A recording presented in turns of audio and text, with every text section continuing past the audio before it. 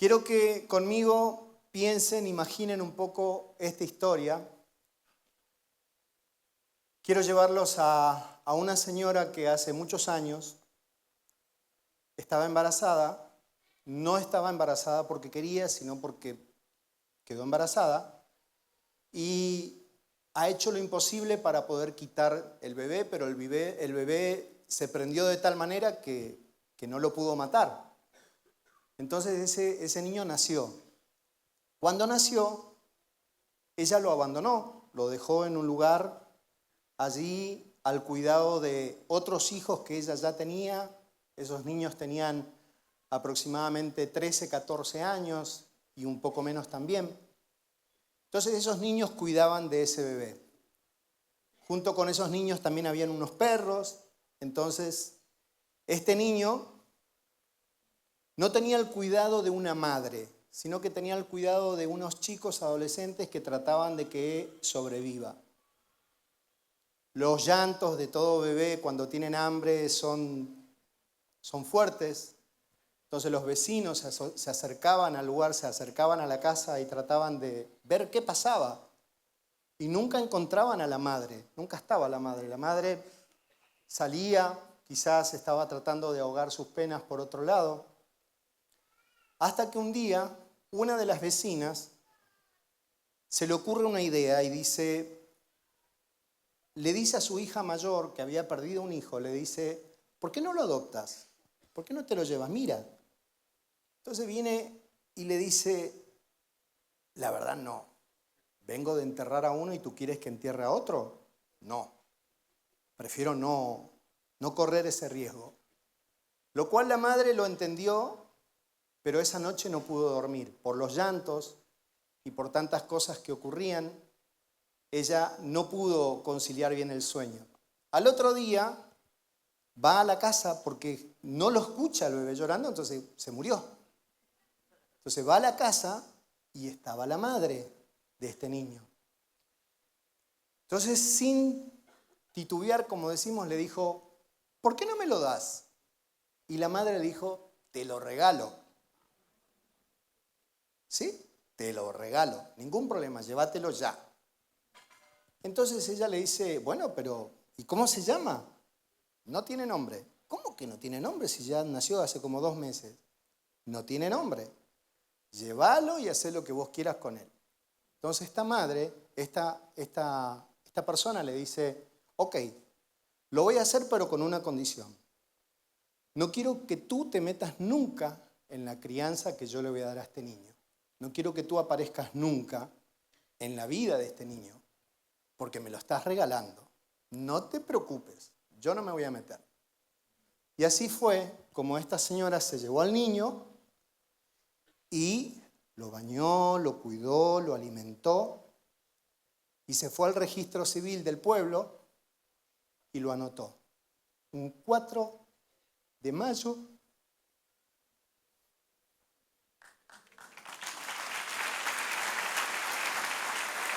le puso un nombre, Claudio de Oliveira, su servidor.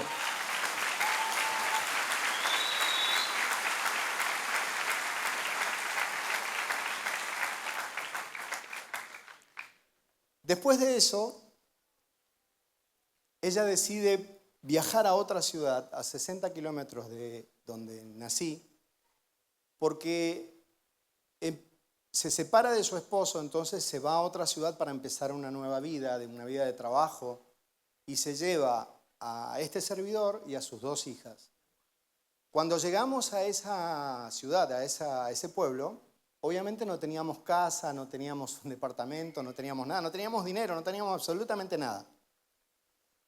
Pero ella se las buscó, consiguió un pedazo de tierra, allí una gente le ayudó, hizo unas paredes de madera, puso unos cartones en el techo y allí vivíamos. Éramos 4 viviendo en un lugar muy precario, donde el piso era de tierra, donde cuando llovía se metía el agua por todos lados y si había viento se volaba el techo. Pero bueno, allí estábamos tratando de sobrevivir. Mi madre de adopción, doña Isolmira, que ya partió, ella siempre trabajó, ella fue muy trabajadora, ella buscaba la manera de salir adelante y nos inculcaba eso a mis hermanas más grandes y a mí, que ya tenía 4 años. Entonces, ella nos enseñaba a que teníamos que trabajar y que teníamos que salir adelante. Yo a esa edad ya salía por las calles, vendía frutas, vendía verduras, vendía empanadas, vendía helado, lo que venga, porque era la manera que teníamos de sobrevivir. Con eso nosotros teníamos el pan en la casa. Muchas veces teníamos un pan duro con un poquito de té, pero bueno, en fin, teníamos para comer. Y siempre ella me enseñaba de que tenía que trabajar, que tenía que hacer las cosas bien para salir adelante, que tenía que ser una buena persona, no tenía que robar, tenía que pedir antes que hacer algo malo. Y yo, caminando las calles, era gracioso porque mi mamá de adopción y mi mamá de sangre también eran brasileros. Mi mamá era brasilera, mi papá eran todos brasileros. Y en mi casa no se hablaba español, se hablaba portugués. Entonces yo tenía una mezcla en la cabeza porque en mi casa escuchaba portugués todo el día, pero salía a la calle y era español. Entonces imagínense para un vendedor. Salía y queda un poquito de hielo, ¿no? O sea, no, la gente no entendía, pero a su vez, como es zona fronteriza, más o menos me entendían y yo aplicaba el portuñol, que eso es un invento mío, portugués y español. Pero el día a día hacía que nosotros podamos sobrevivir. Buscábamos la manera de sobrevivir y de ganarnos el pan. Yo era tartamudo, aunque usted no lo crea. Yo no podía hablar como hablo hoy, porque era tartamudo. Entonces, todo se me hacía más difícil. Era objeto de burla en la escuela, porque ya tenía 6 años. Todo el mundo se me reía porque no tenía ropa. A veces me tenía que poner cosas de mis hermanas. Imagínense. Entonces, fue muy duro. Fue una parte bastante triste, una parte bastante complicada para mi infancia, porque no teníamos juguete, no existía el juguete. En una de esas tantas veces que yo salía a vender, que salía a vender helados y empanadas y verduras, lo que venga, una persona se me acerca y me dice, ¿has probado de ir al otro lado del pueblo? Allí hay una fábrica muy similar a esta, donde hay muchísima gente. ¿Por qué no pruebas de ir y vas a ver que te va a ir bien? Yo le hice caso, tenía 7 años, preparé mis cosas y me fui, eran como 3 millas que tenía que caminar. En el camino, una persona con un carro tirado a caballo, no un carro de los que estamos acostumbrados aquí, sino un carro tirado a caballo, se me acerca, me dice, ¿querés que te lleve? Claro, tenía que caminar un montón. Me subo al carro, me da las riendas para que yo maneje también el carro, y yo estaba feliz, manejando un carro tirado a caballo, precioso. Llegamos al lugar y yo, muchas gracias, gracias por traerme. Me dice, yo te espero, no te preocupes. Pero mire que yo después tengo que... No, yo te espero y después te llevo hasta tu casa. Ok. Bajo al lugar, camino, vendo absolutamente todo y vuelvo como a la hora y el Señor todavía me estaba esperando allí. Entonces, me subo con él, me lleva a un lugar que estaba como a media milla, me dice, ayúdame a tirar todo lo que tengo aquí en el carro y después te regreso hasta tu casa. ¿Ok? Imagínese un niño inocente de 7 años. Fui al lugar, tiramos las cosas, tiramos todo y saca un cuchillo, me amenaza y abusa de mí sexualmente. Entonces, cuando lo hace, a todo esto, todo lo que yo conté, hay muchas cosas que no me da el tiempo para contarlas. Pero yo ya había sufrido muchas cosas feas de rechazo. Una de ellas era que mis hermanas, que eran un poquito más grandes, de manera inconsciente, no lo hacían a propósito, pero se burlaban de mí, me decían, no, a vos te adoptaron porque vos eras más feo, eras horrible.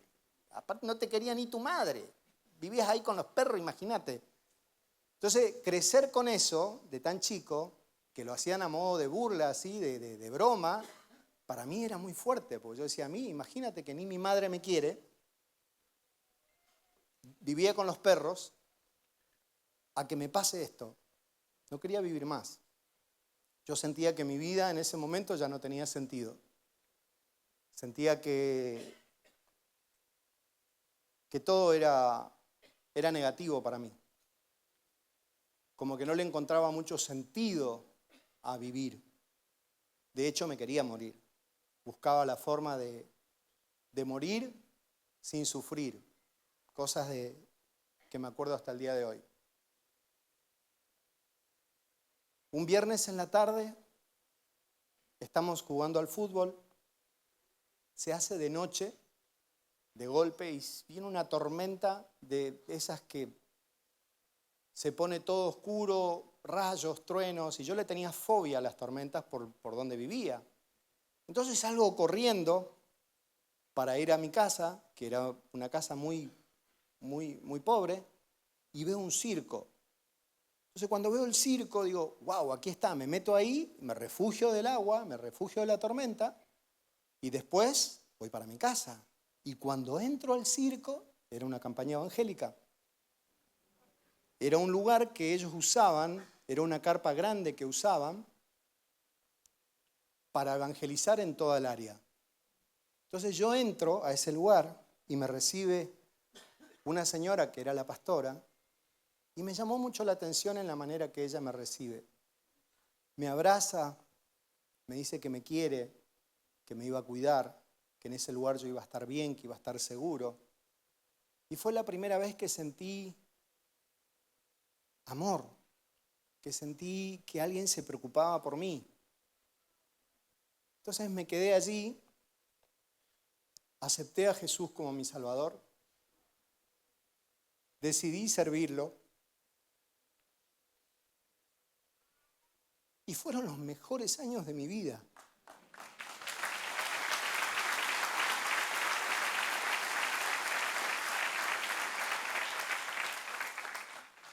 Yo nunca había escuchado de él. Entonces, en ese lugar, cuando me empezaron a hablar de Jesús y me empezaron a invitar a la iglesia, a la escuela dominical, al grupo de... Yo me metí en todos los grupos habido y por haber, ustedes no tienen una idea. O sea, iba a la escuela dominical, iba con los jóvenes, era la mascota de los jóvenes, porque era chiquitito. Entonces estaba en el coro, en todo estaba, en todo metido, porque yo... lo que yo sentí ese día, el amor que sentí, nunca lo voy a poder explicar con palabras, porque me emociono. Yo realmente tuve un encuentro precioso con Dios, precioso, que me ha hecho olvidar de muchas cosas, de todas las cosas malas que podrían estar cruzando por mi cabeza. Me olvidé. Era vivir en su presencia, vivir ahí buscando de Él, buscando de superarme día a día y poder estar fuerte en Él y poder hacer lo que Él... Yo quería salir a predicar, a comerme a todos, pero era tartamudo. Entonces, imagínense lo que era. Empecé a cantar en la iglesia y eso es como que me ayudaba a hablar mejor. Y así fue como estuve hasta los 12 años sirviendo firme en todas las áreas, hasta que dentro de la misma iglesia sufría mucho bullying. Había mucha gente que se reía de mí, que se reía por mi aspecto, pero aspecto porque no tenía que vestirme, iba con lo que podía. Sabían que yo había sido abusado, entonces muchos lamentablemente me llamaban por el apellido de la persona que había abusado de mí. Entonces, llegué a un punto donde exploté y dije, me voy. Y me fui de la iglesia. No es lo correcto, no es lo mejor, no es la mejor decisión. Yo no tomé la mejor decisión. Yo tenía 13 años, era un adolescente, y sentí que eso era lo que tenía que hacer. No tenía paternidad, no tenía nadie que me dé un consejo o que esté pendiente de mí en todos los detalles en ese momento. Entonces decidí irme. Y mis padres, que ya estaban juntos, mis padres adoptivos, me hicieron una emancipación civil y comercial y me fui a vivir a Paraguay. Me fui a otro país. Y llegué a Paraguay y me puse a vender cintos. Tenía cinto por todos lados y salía por las calles, cinto, vendí cinto. De esa manera sobrevivía. Pero estaba muy rebelde, estaba muy enojado con todo. Porque yo decía, ¿por qué a mí? ¿Por qué me toca vivir todo esto? Era muy inseguro de mí mismo, porque crecer con hermanas que me decían, son más feos que el perro, imagínense, o sea, me sentía realmente que era un monstruo. Pero había algo que se había metido en mi corazón y era, tenés que matar a la persona que abusó de vos. Lo tenés que matar, tenés que hacer algo, pero creo que el día que lo mates, ahí vas a estar bien, te vas a sentir completo, vas a estar normal. Y tenía amigos que eran sicarios en Paraguay, tenía amigos que eran narcotraficantes, eran todos conocidos míos, charlábamos, jugábamos al fútbol, salíamos. Y ellos me daban pasos a seguir de cómo tenía que hacer las cosas. Increíble. Pero había algo dentro de mí que no me dejaba hacer absolutamente nada. Y yo sé que era el Espíritu Santo, que es el Espíritu Santo, que me guardaba, me protegía. Y a pesar de, esas personas jamás fueron groseros conmigo, jamás fueron de obligarme a hacer algo. Todo lo contrario, ellos me respetaban. Pero yo sé que me respetaban porque había algo dentro de mí, o había algo que estaba en mí que me protegía. Cuando Dios te marca, hermano, hagas lo que hagas, vas a ser bueno. Yo quería ser malo. Yo anhelaba ser malo porque yo quería ir y matar a este tipo, a esta persona. Pero no había forma porque Dios ya me había marcado. Dios no lo permitió. Vuelvo a Buenos Aires, vuelvo a Argentina y me voy a la gran ciudad, me voy a Buenos Aires. Y cuando llego a Buenos Aires, consigo trabajo en un lugar que era vender productos a toda la fuerza de seguridad a nivel nacional. O sea, yo le vendía al ejército, a los gendarmes, a los policías, a los penitenciarios. Entonces, me recorrí todas las cárceles del país. Todas las cárceles que había en Argentina me las recorrí todas. Como vendedor, no como preso. Y le vendía a los policías. Entonces, en ese tiempo, que después de más grande uno lo entendí, ¿no? Pero en ese tiempo yo decía, yo no aguanto aquí un día. Yo no puedo vivir aquí. Esta gente está mal. Yo no puedo estar del otro lado de las rejas. No, imposible. Pero algo decía, tenés que matar a este hombre. Tenés que matarlo. Pero entonces era una lucha interna, ¿no? Pero si lo mato voy a ir preso. Y yo no podría estar preso. El punto es de que durante 18 años trabajé y en ese tiempo cumplí muchos sueños, cumplí muchas cosas que yo me había puesto de niño. Una de las cosas que me pasó cuando era niño es que un día yo estaba en la iglesia antes de alejarme y estaba sentado al final y vino un señor a predicar y me dijo, tú, el que estás ahí en el fondo, ven. Y yo miraba y decía, yo no puede ser. Eran todos rubios de ojos claros en la iglesia y yo, imagínense, ¿no? Yo, sí, me hizo pasar al frente y me dijo, el Señor te va a llevar a las naciones. Dios te va a llevar por muchos países, por Europa, por Centroamérica, hasta la Casa Blanca te va a llevar. Y vas a ser puente para muchos. Y vas a ser una persona que vas a ayudar a muchos a llegar a ciertos lugares. Y yo me quedé con eso y dije, se equivocó. porque salí de ahí y honestamente yo vivía era muy precario como de la manera en que vivía y cómo sobrevivía. Pero me quedó eso en la mente y en el corazón. Entonces cada vez que yo ganaba dinero trabajando y podía viajar, me acordaba de este señor que había dicho que yo iba a viajar por el mundo. Y fue así como, bueno, me fui a Europa y me acordaba de que, bueno, sí me lo dijeron cuando era chico, ¿quién diría? Pero lejos del Señor, completamente alejado del Señor. Hasta que llega un punto en mi vida que honestamente me sentía vacío, pero vacío.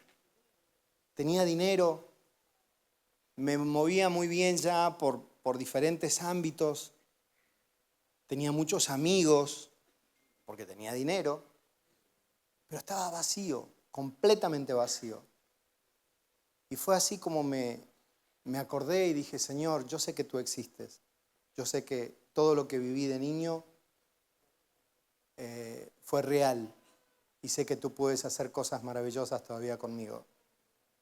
Haz algo, porque yo honestamente así no puedo seguir. Y el Señor hace lo que Él quiere con el que quiere.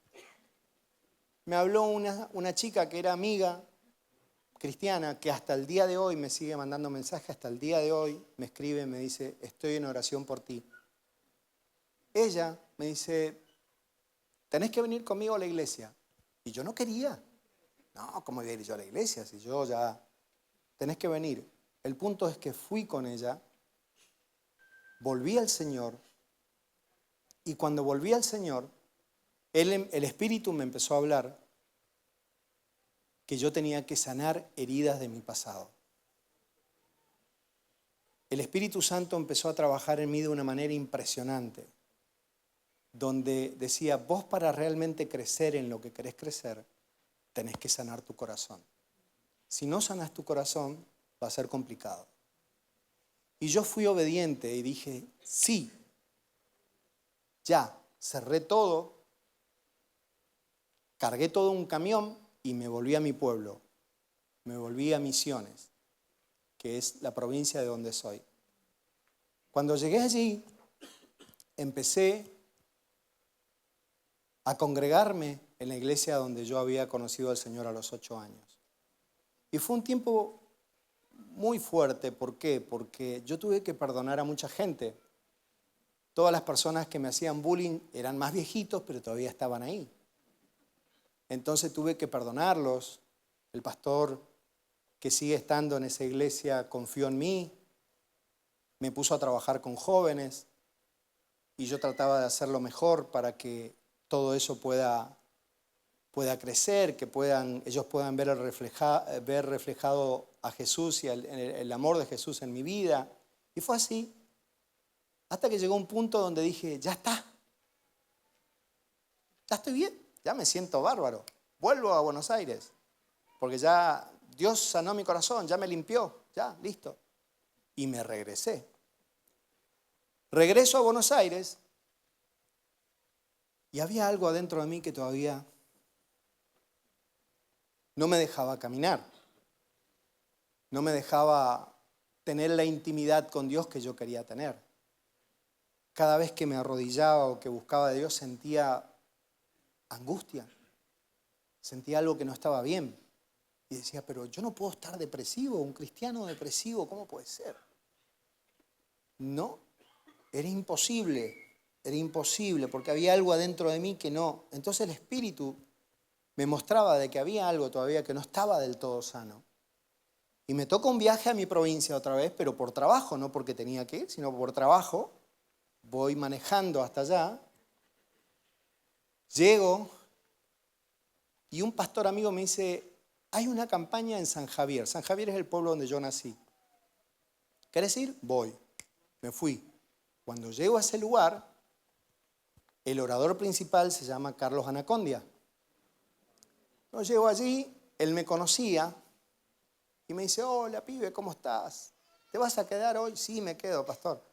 Voy a necesitar que me ayudes. ¿En qué quiere que lo ayude? Yo lo ayudo. Quiero que saque fotos. Cuando yo hago el llamado, quiero que vos saques fotos. que saque fotos a todos los que vienen porque eso nosotros después lo ponemos en la web. ¿Ok? ¿Seguro? ¿Sí? Nada más que eso. Perfecto. Entonces, él empieza a predicar, hace el llamado y la gente sale corriendo al altar. Mucha necesidad. Todos corriendo al altar. Y yo sacando fotos. Ahí, meta foto, foto, foto para todos lados. Y él predicando fuerte y me mira así, de reojo, sigue y baja el micrófono y me dice, anda a ministrar.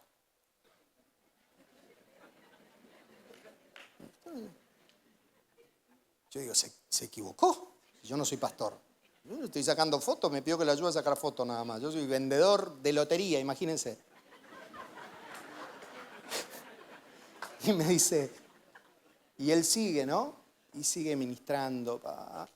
Y hace así otra vez y me ve que yo estoy sacando fotos. Entonces otra vez baja el micrófono y me vuelve a decir, anda a ministrar. Y ya dije, si yo no voy me pega una patada, acá me echa. Dejo la cámara, la pongo ahí y digo, voy a ir a ministrar. Pero no sé, bueno, tendré que orar por alguien, no sé. Entonces bajo la plataforma y cuando bajo a la primera persona que tengo de frente es la que abusó de mí. Así. Yo diagramé 10 años cómo matarlo. Y Dios me lo puso de frente. Y cuando lo tuve de frente me dijo, ¿qué vas a hacer? Lo perdoné. Oré por él.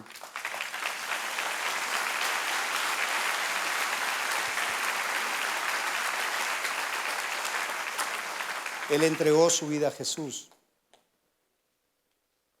Y cuando terminó de hacer la oración de fe y yo oré por él, me di media vuelta y dije, me voy. ¿Qué me quedo a hacer acá? Me fui, agarré mi carro, el auto, manejé 50 kilómetros llorando. Lloré muchísimo, pero sentí que Dios quería eso, quería que yo perdone.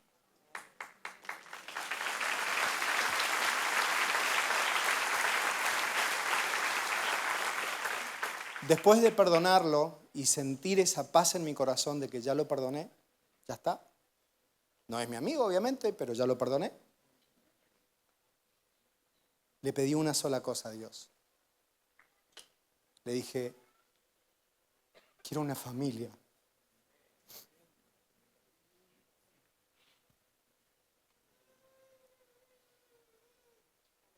No quiero plata. Porque los que somos vendedores siempre nos las rebuscamos y de alguna manera sobrevivimos. Así fue toda mi vida. Pero sí quiero una familia. Pero una familia para toda la vida. No una familia a medias, una familia para toda la vida. Eso es lo único que te pido. Y sentí paz en mi corazón. Sentí mucha paz en mi corazón. Y me regaló una familia.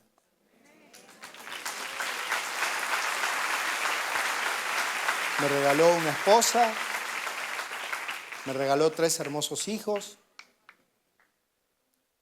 Fue lo mejor que me pasó en la vida. Fue lo mejor. Yo sentía que no era digno de todo eso, por todas las cosas que me han tocado vivir, que no las puedo contar todas, está en el libro, pero fue muy fuerte. Fue muy, muy, muy fuerte todo. Pero entendí una cosa. Si Dios hizo eso conmigo, con un niño regalado, despreciado, sin nombre, abandonado, ¿cuánto más puedo hacer contigo? ¿Cuánto más puedo hacer contigo? No necesariamente tienes que vivir todo lo que yo viví. Quizás viviste eso o viviste cosas peores. No importa, porque todos tenemos una historia para contar, como dice mi amigo Javier Cornejo. Todos tenemos una historia para contar. Pero qué lindo es creerle a Dios es depositar nuestra confianza en Dios, es aprender a perdonar. Si nosotros no perdonamos, no avanzamos, hermanos. No avanzamos. Nosotros muchas veces quedamos ahí atascados porque estamos... No, porque como dice el pastor a veces, me miró feo, me sacó la lengua y nos ofendemos de una manera tal y no avanzamos por eso. No avanzamos porque es muy importante para los cristianos, para los que creemos en Dios y creemos en Jesús, es muy importante sanar nuestro corazón, perdonar a los que nos dañaron, perdonar a todo el mundo, a mamá, a papá, al primo, al que sea. Y buscar siempre de hacer el bien, buscar siempre la presencia de Dios en cada cosa, en todo lo que hacemos. Mi esposa, pueden pasar así, los conocen, me imagino que los conocen, pero para que conozcan mi familia.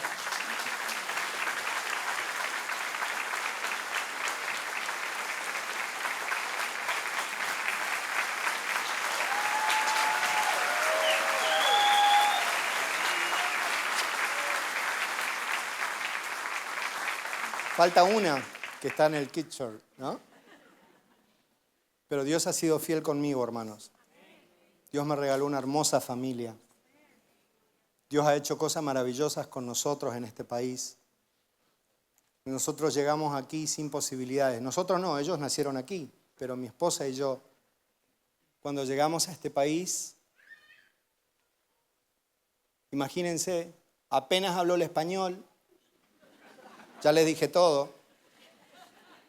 Apenas tengo 7º grado, nunca pude terminar los estudios secundarios. Llegar a un país donde no es mi idioma y que lo primero que me dijo la abogada cuando me senté es: usted no tiene posibilidades en este país. Fue lo primero que me dijo. Pero no lo dijo de mala, lo dijo realmente porque ella no veía la forma de ayudarme al no tener ningún tipo de estudio, sin tener ningún tipo de título. Pero Dios fue fiel conmigo. Dios me abrió las puertas de este país. Dios me ayudó a armar mi empresa, a armar otras compañías más. Pude aplicar todo lo que aprendí en este lugar. Aprendí vivir de la manera ordenada como se vive aquí. Y fui a la Casa Blanca.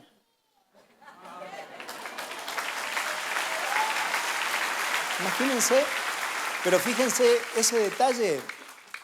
A mí me lo dijeron cuando yo tenía 11, 12 años. Hoy tengo 50, ya sé que no parezco, pero... Tenía 11, 12 años cuando me lo dijeron. Y cuando el pastor un día me dice: ¿quieres acompañarnos a la Casa Blanca? ¿Cómo? Sí, ¿quieres venir con nosotros? Sí, claro. Pero en ese momento yo no lo pensé. Al otro día el Espíritu me recordó: ¿te acordás que una vez te dije que ibas a ir a la Casa Blanca? No había ningún presidente, no importa, pero estuve ahí. Conocí. Estuve en el lugar. Dios es bueno, hermanos.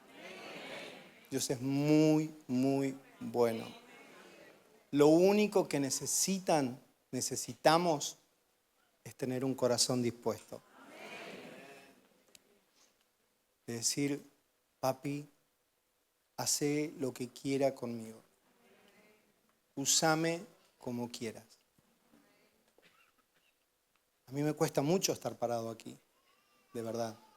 Pero sino porque nunca pude hablar en público. Y yo le decía a nuestro pastor: tengo que romper con eso.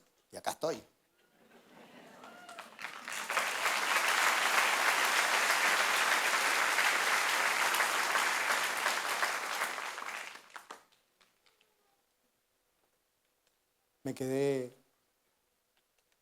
Me Me quedé pensando en muchas cosas, pero quiero concluir con: piensen en lo que Dios tiene para cada uno de ustedes. Quizás hay muchos que no han perdonado y necesitan perdonar. Hazlo. Deja de dar vuelta. Perdona. No necesariamente tienes que hacer lo que hice yo, porque yo no lo iba a hacer. Dios me lo puso. Yo no lo iba a ir a buscar a la casa. Imagínense. Dios me lo puso. A muchos les puede pasar lo mismo.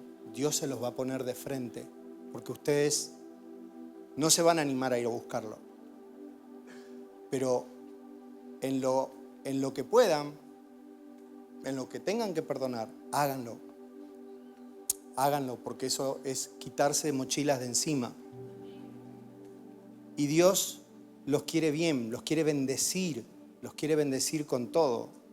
Y para bendecirlos muchas veces necesitamos estar libres de todo eso.